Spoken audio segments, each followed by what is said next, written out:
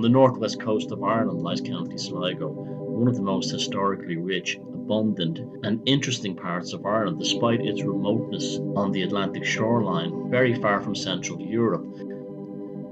The county itself is one of the most megalith-rich areas in all of Europe. Not only are there numerous structures from the Neolithic era, there also includes a large number of Bronze Age ruins, as well as many early Christian ruins. Among these early Christian ruins, lying just outside the village of Strandhill, is Killisbrookborn Church. The church dates back to a period between 1150 and 1220, but the original structure was reputedly built sometime in the 5th century, when Christianity had just made its foothold in Ireland.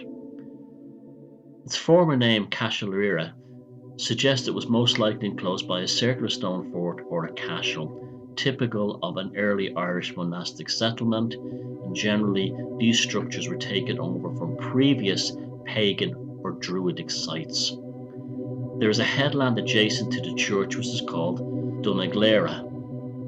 Killisbrookborn got its name from its founder, Bronnus, a native of Coolera, a bishop and one of the spiritual leaders of the barony of Carbery.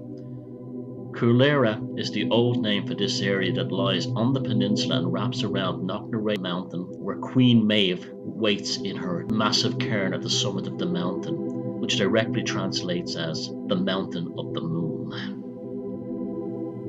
There is an inscription regarding Bronus in Sligo Cathedral as follows: Bronus, a spirit of the Cashel, Ura Apprentitionally, Orientius, Modus Esser. Of 512 AD. The Church of Bishop Bronus was a religious centre for not only the immediate surrounding settlements, but also for the whole northwest of the country. Bishop Bronus lived to an old age and died on the 8th of June, 511 AD. St. Patrick himself is reputed to have visited the church at Killisbrookborn. On crossing from Killisbrookborn to Coney Island, he was surrounded by an incoming tide and took refuge on a small inlet, which can be seen directly in front of the church as you look towards Sligo town, now called Donapatrick, Patrick's Little Fort. It is well known that no matter how high the tide rises, the inlet is never covered. On the occasion of visiting the church, St. Patrick reputedly tripped on the rough ground and lost a tooth. As a mark of friendship, he gave the tooth to Bronus, who enshrined it in the church. The relic was regarded with reverence, and documents show that at some stage during the 14th century, Thomas de Birmingham, Lord of Athenry, whose family owned the property near Killisbrookborn, enshrined it in a golden casket. However, the shrine fell into the hands of local chieftains who mistreated it until it was acquired again by the Abbot of Cong. For a time after that, it was kept by the Blake family, and after that it was presented to the Royal Academy of Ireland by Dr. Stokes. The shrine can be viewed today at the National Museum of Ireland in Dublin. The church operated as it did for years, but during the Reformation in the 16th century, it was handed over to the Protestant community. The graveyard at Killisbrookborn was used right up until 1961. A local man named Tady Higgins was the last to be buried there. Many graves have no headstones, as few people could afford such a luxury. The majority of graves have marker stones to define the burial sites, and this was common in graveyards prior to the 16th century. The graveyard is multi-denominational, and many of the landlord families of the area are buried there. Within the 1 acre site, there is an estimated 700 graves. The boundary wall and many graves were stacked, as was common at the time. Walk around the graveyard and you'll see the gravestones marking the resting places of young babies and a man aged 102. For centuries, islanders from nearby Coney Island were laid to rest in this cemetery, with mourners walking across the strand when the tide was out.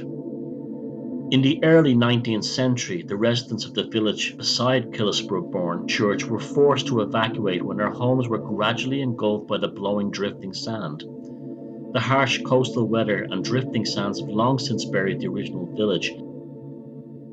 The church itself consists of a single-chambered rectangular structure with internal dimensions of approximately 15 meters by 5 meters. The wall faces have random coursed mortared masonry. Simulacra encrusted limestone and sandstone is predominantly used in the main construction. The side walls of the church are standing to their original height, except for the west and south wall, where approximately half a metre of the top is missing. This church had a steeply pitched roof, as evidenced by the east gable wall which still remains. At the west, the complete primary gable wall was retained when a late medieval tower was built on top of it. Access to the church is provided through the south doorway positioned close to the west end. It was noted that in the last century a semicircular arch on the doorway still stood, which was built in the Romanesque style. The doorway has mostly collapsed with only the basalt jambs surviving. The plain east window has a semicircular head in typical Romanesque style that has been dated circa 1150 to circa 1220. It is situated in the centre of the wall above the altar and is 1.3 metres above the foundation plinth. Constructed with 4 work sandstone blocks, the ope has an external chamfer. It is built of work sandstone dressed with the original diagonal tooling.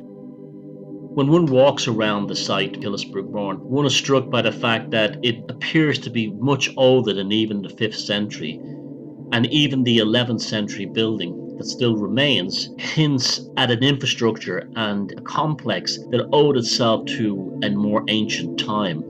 The circular nature of the site typifying a ring fort, its location on the bay, and more importantly, its location at the heart of megalithic Sligo. Nearby is the remains of a court cairn known locally as Giant's Grave, which has been established to be from Neolithic times. The church represents a building upon previous heathen structures, although we do not have any records of this, as many of these records were either lost or conveniently forgotten with the passage of time.